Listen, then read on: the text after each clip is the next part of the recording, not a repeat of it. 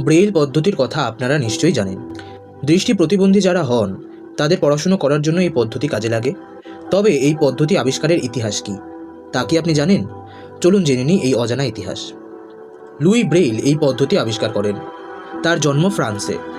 যখন লুই ব্রেইলের মাত্র 3 বছর বয়স, তখন একটা লোহার কাঁটা তার চোখে ঢুকে যায় এবং সেখান থেকে আজন্মের মতো তিনি দৃষ্টিহীন হয়ে যান। জানা যায় ছোটবেলা থেকেই তিনি খুব মেধাবী ছিলেন। মাত্র 10 বছর বয়সে তিনি ফ্রান্সের প্যারিসে রয়্যাল ইনস্টিটিউট ফর ব্লাইন্ড ইউথে পড়াশোনা করার সুযোগ পান। এই স্কুলের প্রতিষ্ঠাতা হলেন ভ্যালেন্টাইন হাউই।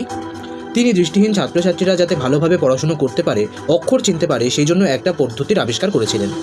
বইয়ের পাতায় অক্ষরগুলোকে উঁচু উঁচু করে অনেকটা 3D এফেক্টের মতো অক্ষরগুলো তৈরি করে ছাত্রছাত্রীদের স্পর্শের মাধ্যমে অক্ষর চেনানোর জন্য এই পদ্ধতি আবিষ্কার করেন। তিনি সেই ইনস্টিটিউটে একটি ছোটোখাটো লাইব্রেরি তৈরি করেছিলেন, যেখানে এই পদ্ধতিতে লেখা বহু বই ছিল। কিন্তু সমস্যাটা হলো এই পদ্ধতি ছিল অনেকটা জটিল। এর ফলে ছাত্রছাত্রীদের পড়তে অনেকটা সময় চলে যেত এবং এই পদ্ধতিতে খুব বেশি বই তৈরি করা যায়নি, সম্ভব হয়নি।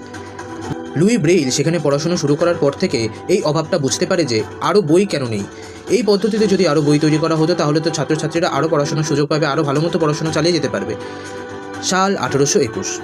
সেই সময়ে তিনি চার্লস বার্বির সংস্পর্শে আসেন। তিনি দৃষ্টি প্রতিবন্ধীদের পড়াশোনা করার জন্য একটি পদ্ধতি আবিষ্কার করেছিলেন। পদ্ধতিটি হলো গ্রিডস অ্যান্ড ডটস। দুটি কলামে 6টি ছোট ছোট ডট, মানে টোটাল 12টি ডটের মাধ্যমে তিনি একটি পদ্ধতি তৈরি করেছিলেন এবং তিনি এই পদ্ধতিটাকে নিয়ে royal institute for the blind ইউথে আসেন এবং সেই প্রতিষ্ঠানের সমস্ত ছাত্রছাত্রীরা চার্লস বার্বিয়ের পদ্ধতিতে পড়াশোনা করা চালু করে দেয় এবং সেইখানেই পড়াশোনা করেছিলেন লুই ব্রেইল।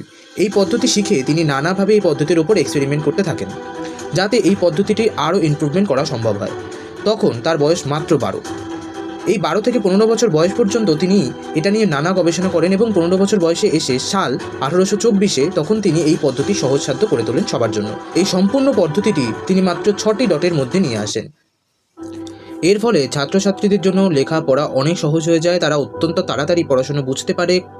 এরপর 1829 সাল পর্যন্ত লুই ব্রেইলকে অপেক্ষা করতে হয়েছিল তার এই পদ্ধতি পাবলিশ করার জন্য।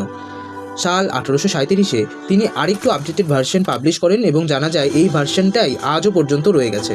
আস্তে আস্তে বিভিন্ন দেশে এই পদ্ধতি গ্রহণ করা শুরু হয়ে গেছে। ব্রেইল পদ্ধতির এই ইতিহাসটা জেনে আপনাদের কেমন লাগলো কমেন্টে অবশ্যই জানাবেন। ভিডিওটি যদি আপনি ইউটিউব থেকে দেখে থাকেন তাহলে 9pm মোটিভেশন চ্যানেলটিকে প্লিজ সাবস্ক্রাইব করুন এবং পাশে থাকা বেল বাটনটা অবশ্যই প্রেস করবেন আমার ভিডিও নোটিফিকেশন সবার প্রথমে পাওয়ার জন্য। আর যদি আপনি ফেসবুক পেজ থেকে দেখে থাকেন তাহলে পেজটিকে অবশ্যই একটু ফলো করে দেবেন।